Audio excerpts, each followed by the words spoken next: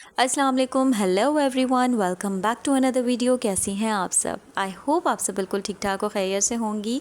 तो आज मैं आप लोगों के लिए लेकर आई हूँ गर्मियों के लिहाज से बहुत ही प्यारी और बहुत ही डिसेंट एक फ़्रॉक, जिसे हम बटरफ्लाई टॉप भी कह सकते हैं। तो फैब्रिक इसमें मैं पुराने दुपट्टे को यूज़ कर रही हूँ। आप अगर बिल्कुल फ़्रेश फैब्रिक यूज़ करते हैं तो क्या ही बात है। मेरे पास ये पुराना दुपट्टा रखा था तो मैं एज़ल के लिए फ़्रॉक रेडी करूँगी। तो चलें जी, वीडियो को स्टार्ट करते हैं। बिस्मिल्लाहिर्रहमानिर्रहीम। ये मैंने यॉक के लिए एक पीस लिया है, यहाँ पे हम सिंगल पीस लेंगे, ठीक है। आपने वीडियो को बिल्कुल भी स्किप नहीं करना। वीडियो अगर आपको पसंद आती है तो एक प्यारा सा कमेंट लाजमी कीजिएगा। यहाँ पे मैंने जो है यॉक की चौड़ाई ली है 13 इंच और लंबाई मैंने ली है 7 इंच। इसे हम इस तरह से सेंटर से फोल्ड कर देंगे। अब यहाँ पे मैं जो भी आपकी बच्ची का गले का साइज़ है ना वो मार्क करना है। मैं यहाँ पर 2.5 इंच ले रही हूँ, तो यहाँ पे मैंने 2.5 इंच रख लिया और बाहर आर्म होल की साइड से मैंने 2 इंच पे मार्क किया है, ठीक है। स्ट्रैप्स वाली हम बनाएंगे। आगे गर्मियाँ हैं ना, गर्मियों में इस तरह की फ़्रॉक्स जो है वो बच्चियों को बहुत कंफर्टेबल रहेंगी। तो ये देखें, चेस्ट साइज़ जो है मैं यहाँ पे 6 इंच पे मार्क करूँगी और कमर की साइज़ मैंने यहाँ पे आधा इंच कम कर लेनी है, 5.5 इंच ले लूँगी और दोनों निशान को आपस में इस तरीके से मिला देंगे। नीचे की तरफ से हमेशा की तरह यहाँ पे आपने यॉक को एक तिरछा शेप देना होता है, बिल्कुल वैसे ही हमने तिरछा शेप दे देना है। और अब हम इन निशानात के ऊपर इसे कटिंग कर लेंगे। तो ये देखें, कटिंग हो चुका है। अब मैं इसे खोल लूँगी। इसे मैं आपको बल्कि नहीं, पहले थोड़ा सा हम यहाँ पे गले को शेप देते हैं। ये देखें, आपने बिल्कुल आधे इंच के बराबर जो है वो ऊपर से हल्का सा शेप देना है, क्योंकि बस हमें एक शेप चाहिए, बहुत ज़्यादा हमें डीप कट नहीं चाहिए, क्योंकि स्ट्रैप वाला गला है तो वरना बहुत ज़्यादा यहाँ पे नुमाया हो जाएगा गला बच्ची का। तो बस आधा इंच यहाँ पे काफ़ी होगा। तो इस तरह से जो है इसे हम साइड पर रखते हैं। अब मैं आपको बताती हूँ कि हमने बटरफ्लाई किस तरह से कट करनी है। ये मेरे पास एक पीस है, तो ये ट्रायंगल पीस है। अच्छा, मेरे पास ये पीस काफ़ी बड़ा था, क्योंकि मैं आपको बता रही हूँ कि मुझे दुपट्टे से ये फ़्रॉक बनानी थी। तो मेरे पास ये बॉर्डर जो है वो इस तरह से निकला था। मुझे ना ऊपर की जो बटरफ्लाई है वो थोड़ी सी कंट्रास्ट में चाहिए थी, ये सी ग्रीन कलर में। यहाँ पे मैंने इसकी लंबाई और चौड़ाई बराबर ली थी और तकरीबन 21 और 20 इंच ली थी। आप 15 इंच भी लेते हैं तो इनफ होगी, मतलब 15 इंच भी काफ़ी रहेगी। मैं एक अंदाज़न बता रही हूँ, ठीक है। तो अभी आपको अंदाज़ा हो जाएगा। इस तरह से आपने ना इसे ट्रायंगल शेप में कर देना है। ट्रायंगल शेप में करने के बाद पहले इसे हम सही तरीके से बिल्कुल सेट कर लेंगे। देखिएगा कहीं पे बल ना आ रहा हो, बिल्कुल इसे सेट करके रखना है। अब मैं इसे आपको रखना बताऊंगी। यहाँ से आपने वीडियो को स्किप नहीं करना। कुछ चीज़ें ऐसी होती हैं जो आपको अच्छे तरीके से समझनी होती है, जहाँ पे अगर कटिंग का आपका थोड़ा सा भी आगे पीछे पॉइंट हो जाना तो कटिंग सारी ज़ाया हो जाती है। अब ये देखें, बाहर जो हमारा बाहर की तरफ जो हमारा खुला हुआ साइड है ना, जहाँ पे हमारा खुला हुआ मुँह है, पहले मैं इन दोनों को सेट करूँगी, क्योंकि ये मुझे कपड़ा ना थोड़ा सा आगे पीछे लग रहा था। तो ये इस तरीके से पहले मैं इसे सेट कर लूँगी। यहाँ पे मुझे एज़ल इतना तंग कर रही थी, इतना तंग कर रही थी, उसका बस नहीं चल रहा था कि वो ना मेरे आगे आ जाए और मोबाइल लेके भाग जाए। बस आप लोगों ने इग्नोर करना है। तो ये देखें, आपने बाहर की तरफ किस तरह से ये कपड़ा आपने रखना है और ये पॉइंट्स चेक करें। मैं आपको यहाँ पे बता रही हूँ कि ये पॉइंट आपका यहाँ आना चाहिए और बाहर की तरफ जो है वो कमर वाली साइड आपने कपड़े के साथ बिल्कुल जॉइंट करके रखनी है। तिरछा इस तरह से हम रखेंगे कि ये पॉइंट देखें यहाँ पर आ रहा है, ये वाला पॉइंट, और यहाँ बाहर की तरफ देखें ये मैंने बिल्कुल स्ट्रेट रखा है। तो यहाँ पे इस तरह से आपने रखना है। अब बाहर की तरफ से आप यूँ हम शेप थोड़ा सा चॉक से दे देंगे। अगर तो आप जो है वो बिगनर्स नहीं हैं तो डायरेक्ट आप कैंची से भी कट कर सकते हैं, लेकिन मैं बिगनर्स को समझाने के लिए पॉइंट समझाती हूँ। तो ये देखें, यहाँ से जो कपड़ा है ना, आपने हल्का सा यहाँ पे गुलाई दे देनी है इस तरीके से।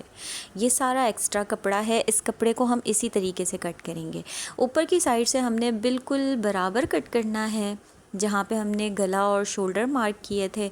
वेस्ट पे तो हमारा वैसे ही आगे कोई कपड़ा ही नहीं है, क्योंकि हमने उसको बिल्कुल लेवल से रखा है। और यहाँ से हम देखें इस तरीके से इसे हम जो है वो कटिंग कर लेंगे। तो अब मैं आपको इसको खोल के इसका शेप दिखाऊंगी कि किस तरह से आने वाला है। बाहर की साइड से जो थोड़ा सा एक्स्ट्रा कपड़ा था वो मैंने कट कर दिया है। तो अब देखें, इसे हम खोल कर रखेंगे तो किस तरह से इसका शेप आने वाला है। इसके ऊपर जब हम इसे रखेंगे ना, तो ये शेप कुछ यूँ होगा। अच्छा, एज़ल के लिए मैं बहुत मेहनत से कपड़े बनाती हूँ और यकीन जाने बहुत सारे ड्रेसेस ऐसे होते हैं जो मैं ख़ुद भी पहली बार ट्राई कर रही होती हूँ।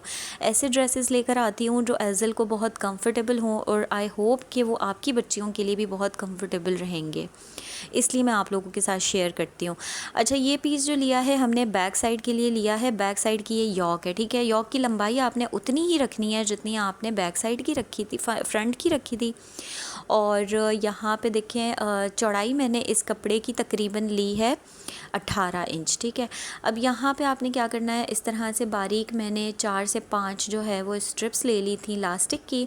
उसकी साइज़ थी 8 से 8.5 इंच। आपने क्या करना है, इसे खींच के ना ऊपर की साइड तो पहले आपने मोड़ लेनी है फिनिशिंग के साथ, और फिर इस तरह से खींच कर इसे आपने, जिस तरह हम इलास्टिक लगाते हैं ना बल देने के लिए, या बॉबन इलास्टिक अगर आपके पास है तो आप वो यूज़ करें। मेरे पास बॉबन इलास्टिक नहीं है, मेरी मशीन में वो यूज़ नहीं होती, मैं पहले भी बता चुकी हूँ। तो बस मैं फिर इस तरह के डिज़ाइनिंग्स में यही इलास्टिक यूज़ करती हूँ। आपने 1.5 इंच के बराबर जो है ना गैप छोड़ना है और ये लाइनिंग्स लगा देनी है, ठीक है, इलास्टिक की। तो ये बैक साइड हमारा फिर रेडी हो जाएगा। ये मेरे पास 2 पीस हैं जो कि लेयर्स के लिए हैं। इसकी चौड़ाई मैंने 18 इंच ली है, 18 से 20 इंच, और लंबाई जो है इसकी मैंने ली है 7 इंच। ये सेकंड लेयर के 2 पार्ट्स हैं। 5 इंच इसकी मैंने लंबाई रखी है और चौड़ाई इसकी मैंने जो है वो फ़र्स्ट लेयर के बराबर ही रखी थी, 18 इंच। तो पहले फ़र्स्ट पार्ट रखेंगे, फिर सेकंड पार्ट, और दोनों पे लेयर्स रेडी कर लेंगे। चलें जी, कटिंग तो हो गई हमारी कंप्लीट। अब हम करते हैं इसकी स्टिचिंग स्टार्ट। तो इस तरह से जो हमने ये एक्स्ट्रा ऊपर कपड़ा जो है वो लिया था ना, तो नीचे से हमने राउंड शेप में बारीक सा फोल्ड कर देना है फिनिशिंग के साथ। अब ये मेरे पास एक स्ट्रिप है, ठीक है, ये हम शोल्डर की स्ट्रिप्स कट करें। तो ये मैंने 2 इंच चौड़ी ली है और 12 इंच मैंने इसकी लंबाई ली थी। तो ये देखें, इस तरीके से आपने जो है वो दोनों तरफ से फ़ोल्ड करने के बाद इक्वली सेंटर से फ़ोल्ड करके ना ऊपर एक सिलाई लगा देनी है। तो ये हमारी शोल्डर की जो स्ट्रिप्स होती है ना वो रेडी हो जाएगी। अब ये जो मैं ले रही हूँ, ये मैं सेंटर बो के लिए एक पीस ले रही हूँ। इसे आप कैसे रेडी करेंगे, ये तकरीबन 3 इंच चौड़ा और 6 इंच लंबा मैंने लिया था। इससे आपने डबल फ़ोल्ड करके एक सिलाई लगा देना है और फिर उसे हम सीधा करेंगे। तो ये देखें, अब ये हमारे पास जो है वो स्ट्रिप्स रेडी हो गई थी, और ये तकरीबन एक स्ट्रिप जो है वो 6 इंच की थी, ठीक है।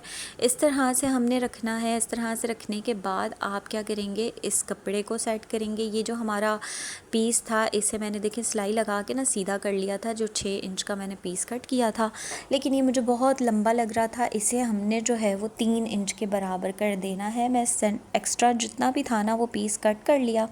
इसे मैं आपको देखें बता भी देती हूँ साइज़ करके, ये 3 इंच का है। अब हमने क्या करना है, इसे देखें, आपने यहाँ पे बड़ा गौर से देखना है। इसे हम सेंटर में रखेंगे और इस तरीके से ऊपर हमने ये कपड़ा रखा।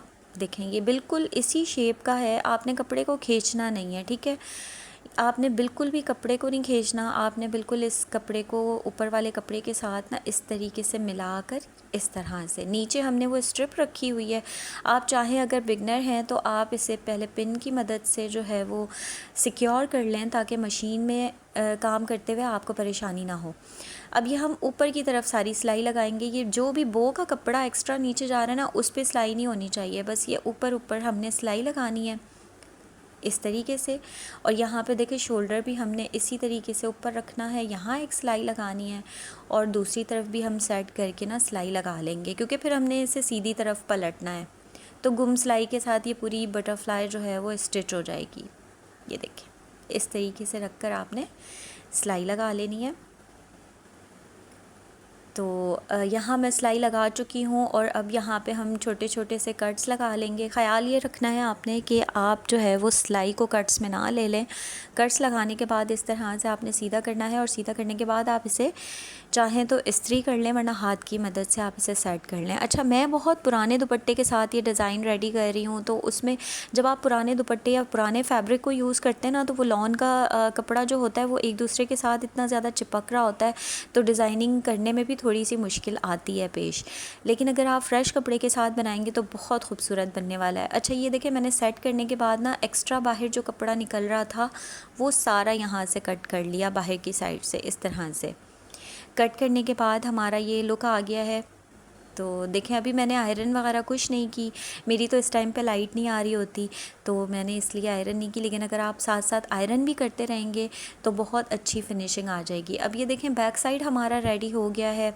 इसे हमने क्या करना है, इस तरह से स्ट्रैप्स के ऊपर रखना है। मैं यहाँ पे आपको दिखा दूँ कि सेंटर गैप मैं इसका रखूँगी 4 इंच, ठीक है। तो 4 इंच पे मैं इस तरह से मार्क कर दूँगी जहाँ पे मुझे स्ट्रैप्स लगानी है। बस यहाँ पे आपने इस तरह नीचे की तरफ दबाव दे के ना तो ये ऊपर सिलाई लगा लेनी है। अच्छा, ये जो बैक वाली यॉक हमने बनाई है ना, ये थोड़ी सी स्ट्रेचेबल होने के बाद छोटी हो जाएगी, तो घबराना नहीं है क्योंकि ये स्ट्रेचेबल है।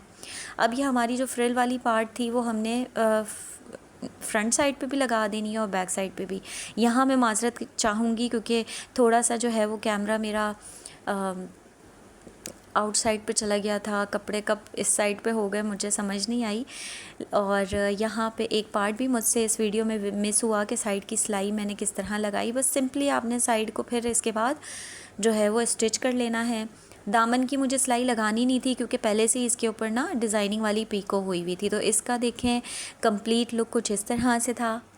कुछ डिज़ाइनिंग्स ऐसी होती हैं ना जो देखने से ज़्यादा हमें वेयर करवाने के बाद समझ आती हैं, इसलिए मैं आप लोगों के साथ एज़ल के कुछ जो है वो वीडियोस भी साथ में शेयर करती हूँ ताकि आप लोगों को आइडिया हो सके कि ये पहनने के बाद बच्चे को किस तरह से लगने वाला है।